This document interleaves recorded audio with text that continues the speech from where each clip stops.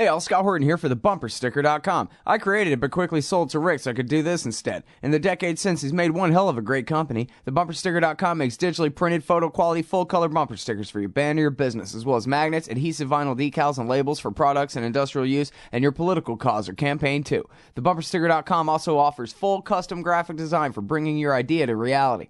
Let the bumpersticker.com help you get the word out. That's the bumpersticker.com at the bumpersticker.com. And tell them you heard it here. All right, y'all, welcome back to the show. I'm Scott Horton. This is my show, The Scott Horton Show.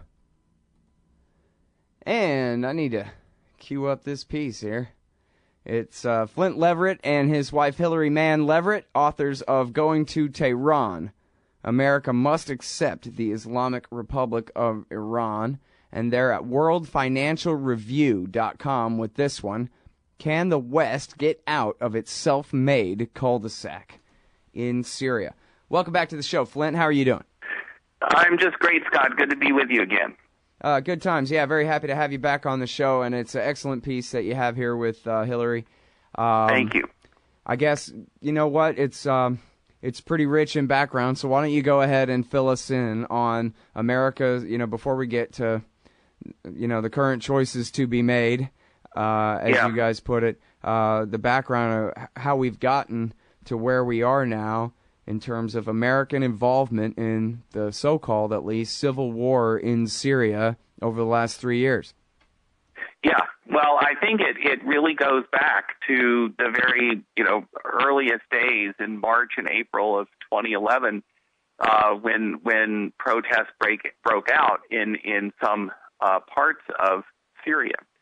This was right after the Arab awakening had forced out the longtime pro-Western authoritarian president of Tunisia, and even more significantly, from an American perspective, it had forced the longtime authoritarian president of Egypt, Hosni Mubarak, a critical partner for, let's say, the worst aspects of American foreign policy in the Middle East. A popular uprising had forced Mubarak from office. And the Obama administration was, really, really worried about a collapse of the U.S. position in the Middle East. And so they were looking around for somewhere where they could appear to be on the right side of history, somewhere where they could show that it wasn't just authoritarians who were willing to subordinate their country's foreign policies to American preferences who could get challenged by popular uprisings. They wanted to show you could bring down a government that actually had a track record of foreign policy independence. The other thing they were looking to do, they were really worried that Iran was going to benefit regionally from the spread of popular governments in the Arab world. And they were looking for a place where regime change would do harm to Iran's regional position. And Syria seemed to fit the bill on both counts. And so from early on, the administration started encouraging and supporting the opposition, coordinating with allies, whether European allies, the Saudis, the Turks, the Qataris, to fund and equip armed oppositionists in Syria. A big percentage of whom, it turns out, aren't even Syrian, but have been brought in from outside of Syria. And very early on, the president declared Bashar al-Assad must go, even though there was no real plan to make him go. And the reality then, as now, Assad has the support of a significant majority of Syria's population. And I think this was a really tragic course for the United States to take for a couple of reasons.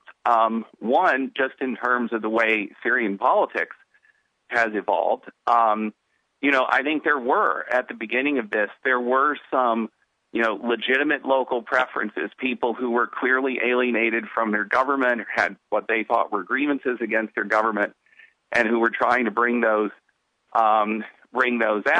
And this, I think, could have been dealt with potentially through a kind of, process of negotiation between the Assad government and and disaffected parts of Syrian society. But instead, with this infusion of outside money, outside weapons, encouragement from outside powers, it turned pretty quickly into, as you said in your setup, turned into a very bloody civil war that, 3 years on, has killed probably around 150,000 people. The other reason it's really sad is because it has once again gotten the United States, trapped in this, and as we called it, this cul-de-sac of its own making, that the United States still can't get it straight, that it really doesn't do very well at trying to dictate the political future of Middle Eastern countries. It doesn't do it very well when it invades and occupies those countries, like in Iraq, and it doesn't do very well when it tries to dictate the future by using a kind of externally supported opposition. We did this in Afghanistan, got the Taliban and al-Qaeda as a result. We did it in Libya. We got a dead American ambassador and an incubating al-Qaeda threat in North Africa as a result. And now we're doing it again in Syria, and Syria has become, the leading trading ground for the next generation of al-Qaeda. Yeah, but these are just the birth pangs of a new Middle East, Flynn. I mean, it's an extended labor, maybe, but there's a democratic future right now. Okay, I'm sorry. Well, so there's a lot to talk about. I guess, first of all, when it comes to the initial conflict, it seems like, and I'm not the master of this history, I guess I didn't know good sources, in-depth sources to cover, right at the beginning there, to read about what exactly was happening there. But I guess at least my impression is that Assad really cracked down on what were mostly peaceful protests, kind of way out of line, and really hardened his opposition, and in other ways made mistakes where he could have been a lot more gracious in the midst of the Arab Spring. I think that's absolutely right. I think the Assad government did make some serious mistakes early on, but I think that the problem was made much, much worse by, from early on, having externally provided weapons, money, foreign fighters, jihadis, all coming into Syria to escalate the violence on the other side. I think that just, from very early on, it got turned into a very militarized conflict rather than what should have been a political process. Right. Yeah, well, especially when, as Patrick Coburn has been saying on this show all along, and in his writing, of course, all along, it's the case that he never was losing. Assad never was losing. These guys never could win. And so what the Americans have done, like the Israelis talked about, just, let the two sides wear each other out and all of that kind of thing.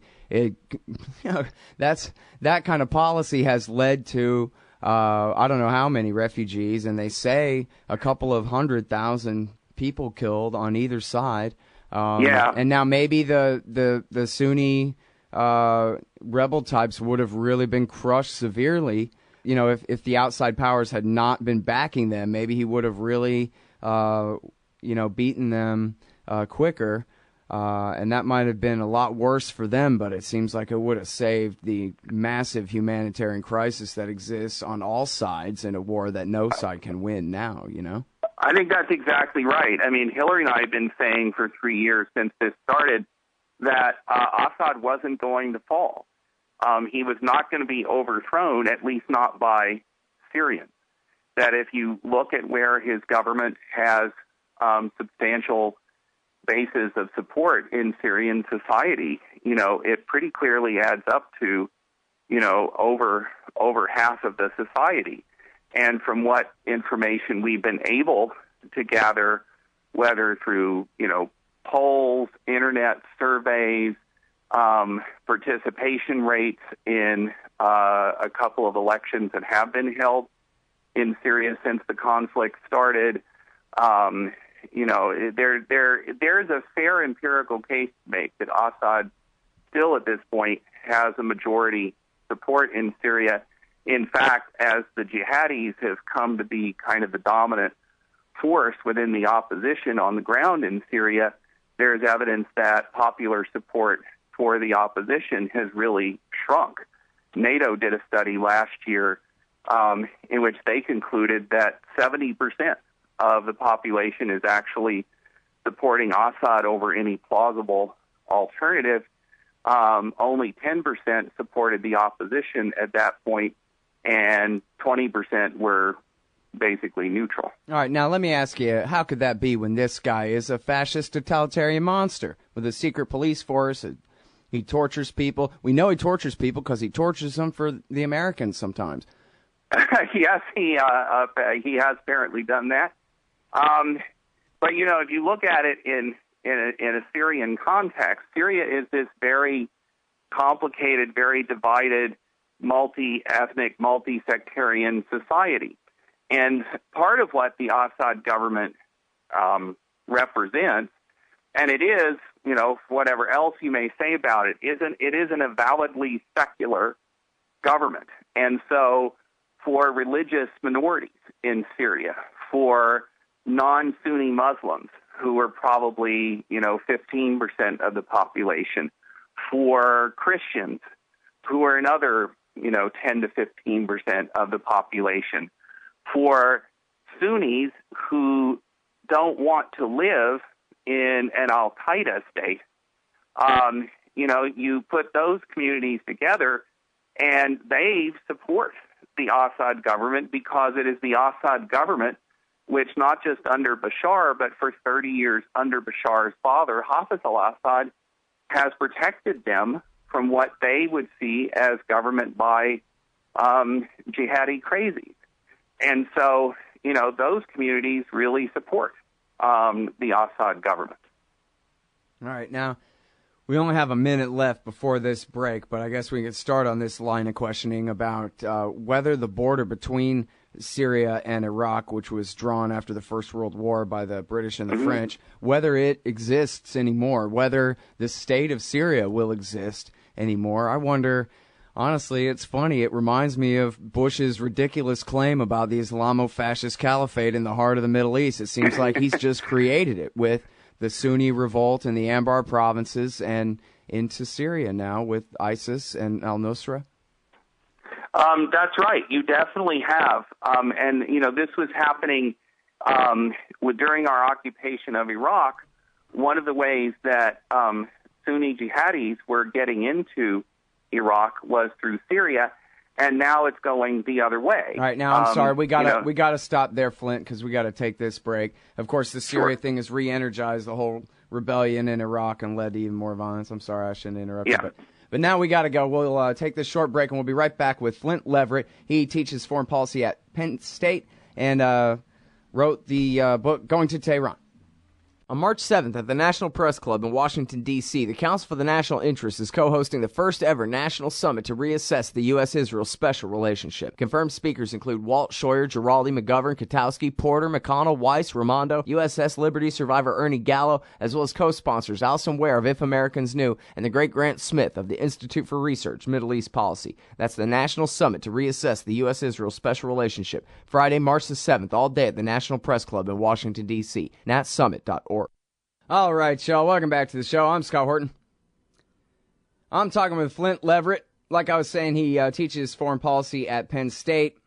He co-authored the book Going to Tehran with his wife, Hillary Mann Leverett. He's a former CIA analyst, former National Security Council, and former State Department guy, and a real expert on all this stuff. And now, I'm sorry, because I asked you a big question right before the commercial break, but that's just how it goes around here, Flynt.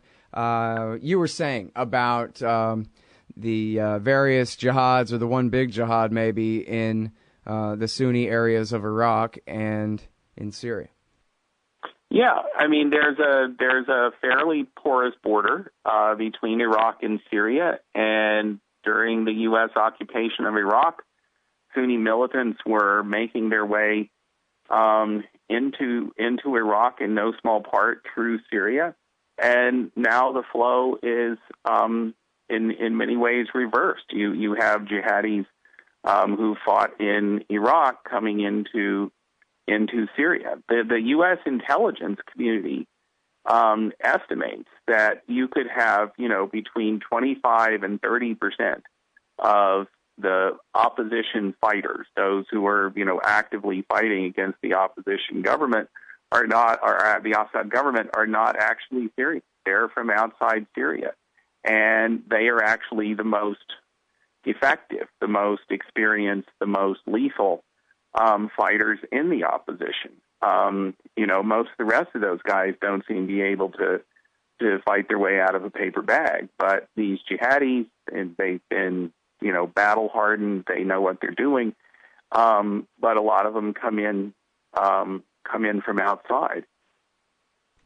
Well, and the thing of it is this too. I mean, you mentioned Afghanistan before and the holy jihad of the 1980s and all of that.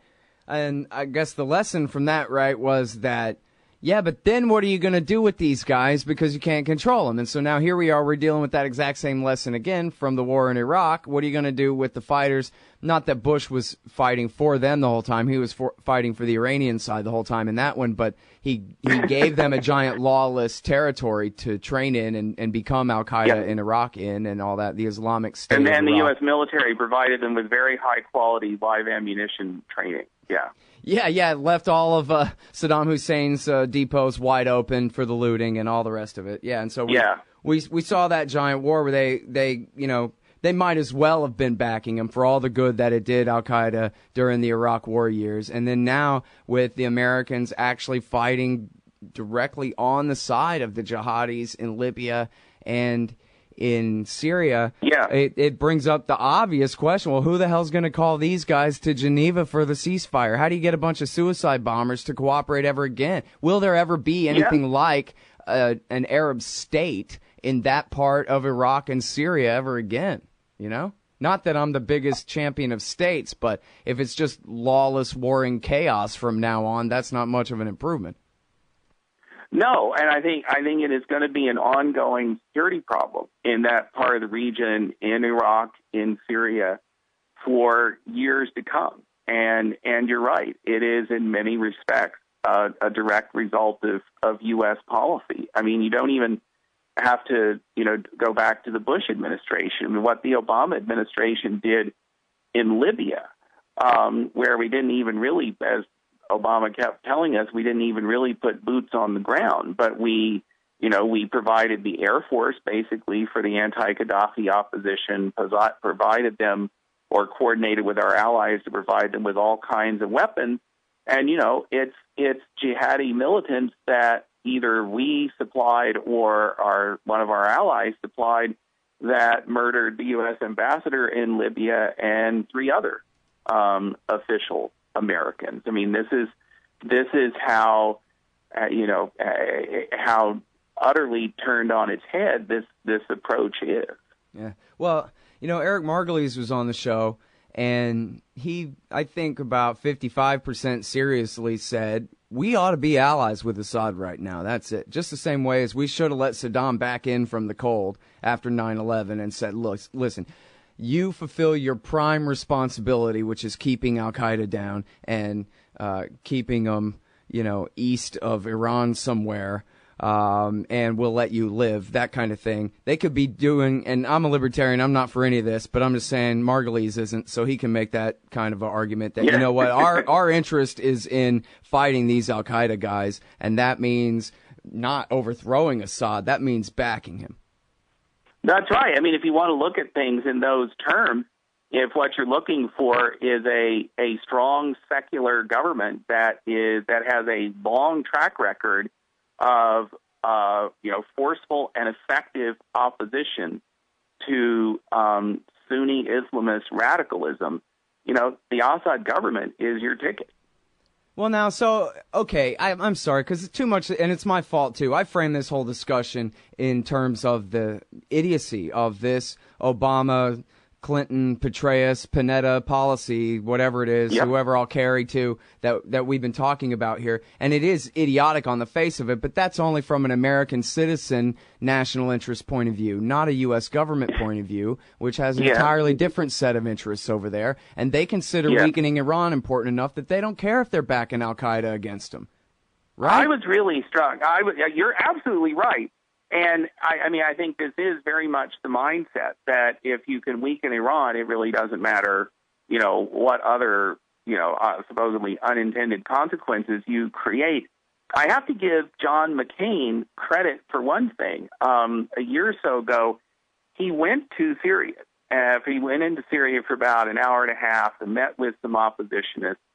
And at least some journalists were enterprising enough to do a little bit of research and figure out that some of the oppositionists that Senator McCain met with while he was doing his, drive-by run in Syria were people who at least had been involved in the kidnapping of Shia religious pilgrims in Syria, may have been involved in worse stuff than that. And so when he came back and went on all of the talking head shows to talk about how great the opposition was in Syria, how the United States needed to be doing more to support them and no-fly zones and all of this.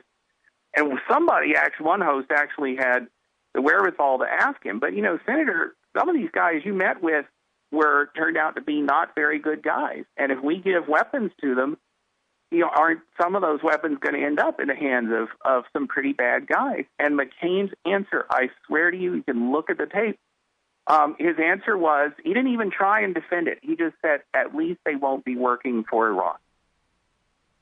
And so McCain, and I think the Obama administration is more or less with him. If they think it would hurt Iran, they would rather give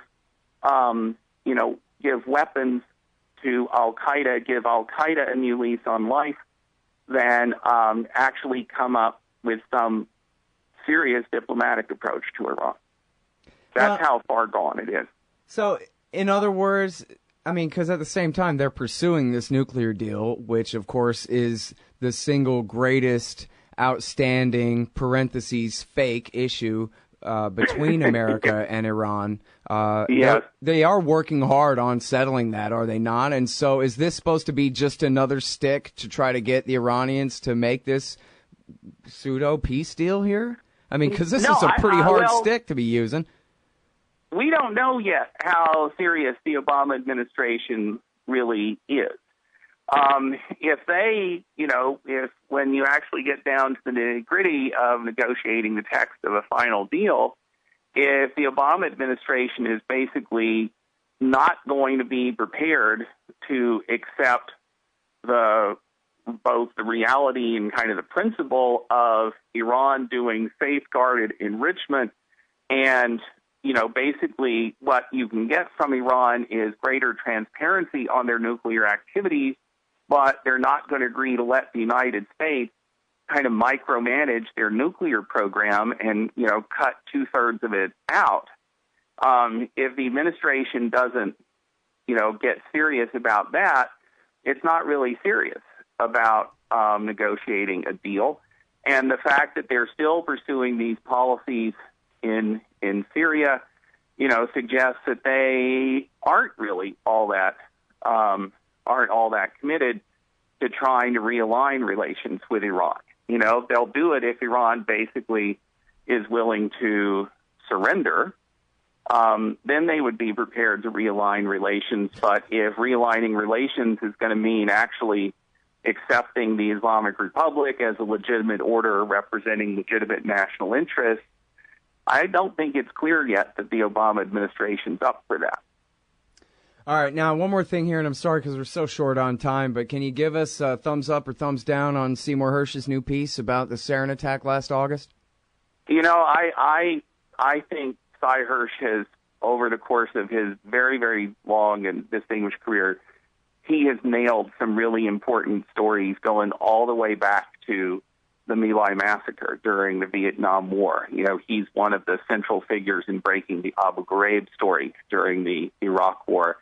And this latest piece he has in the London Review of Books is, I think, a really very strongly reported and very important piece, because what it says is that, last year when Obama was making noises about attacking Syria because the Syrian government had supposedly used chemical weapons against its own people, that in fact the intelligence case wasn't there, and that more and more evidence came in that it was in fact opposition fighters with help from Turkey that had concocted this kind of homemade sarin precisely to get Obama to take a more active U.S. military role in the conflict. I think it's a very strongly reported piece.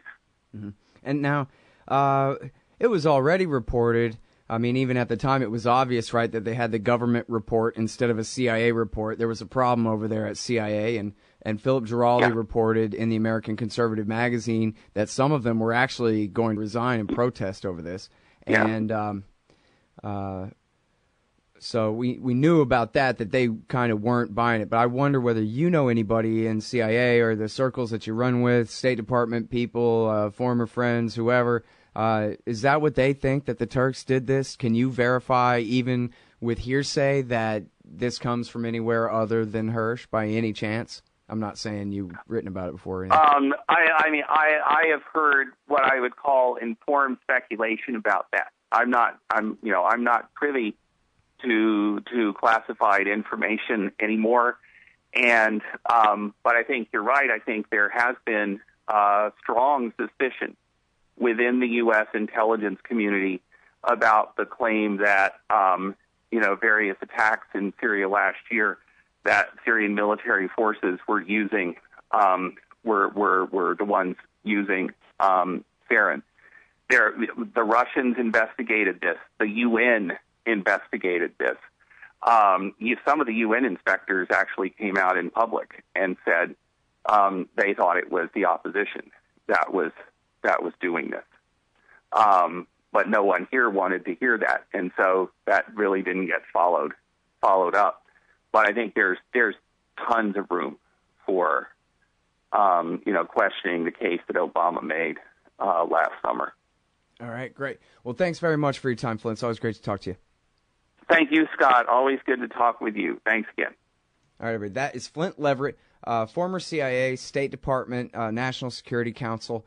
He and his wife, Hillary Mann Leverett, are the authors of the book Going to Tehran, which is really great. And that's also the name of their blog, Going to Tehran, where they write many great things. This piece, it may well be there. I didn't get a chance to look. But this piece is at worldfinancialreview.com, worldfinancialreview.com. Can the West get out of its self-made cul-de-sac with Syria? Hey, Scott Horton here to tell you about this great new book by Michael Swanson, The War State. In The War State, Swanson examines how Presidents Truman, Eisenhower, and Kennedy both expanded and fought to limit the rise of the new national security state after World War II. If this nation is ever to live up to its creed of liberty and prosperity for everyone, we are going to have to abolish the empire. Know your enemy. Get The War State by Michael Swanson. It's available at your local bookstore or at Amazon.com in Kindle or in paperback. Just click the book in the right margin at scotthorton.org or thewarstate.com. Man, you need some new stickers for the back of your truck. Scott Horton here for LibertyStickers.com. Aren't you sick and tired of everyone else being wrong about everything all the time? Well, now you can tell them all what's right with some stickers from LibertyStickers.com. At LibertyStickers.com, they're against everything, so you know they're good on your issue, too. Whether it's the wars, police, state, gun laws, the left and right, or the president, LibertyStickers.com has hundreds of choices so you can find just the right words to express your opposition and contempt for those who would violate your rights. That's LibertyStickers.com. Everyone else's stickers suck. Hey y'all, Scott Horton here for CashIntoCoins.com. So you want to buy some Bitcoins? CashIntoCoins.com makes it fast, easy, and safe to get Bitcoins. Just deposit the money into their account at any of the major banks they support, and then just email them a picture of the receipt and your Bitcoin address, and you get your Bitcoins. Almost always the same day it clears. In a tough, competitive new market, CashIntoCoins.com has the advantage. A great system and great customer service to keep you coming back. That's CashIntoCoins.com. Just click the link in the right margin at scotthorton.org. Hey, Scott Horton here for WallStreetWindow.com. Mike Swanson is a successful former hedge fund manager who provides his subscribers with a very real window into his investments, updating them on every move he makes in the markets. Right now, Mike's anticipating a bear and is dumping all the stocks while the getting is good, investing instead in gold and the commodities. Protect your assets and learn the wise ways of the markets. WallStreetWindow.com. And check out Mike Swanson's great contribution to the history of the rise of the American empire and the war state. Available at scotthorton.org/Amazon.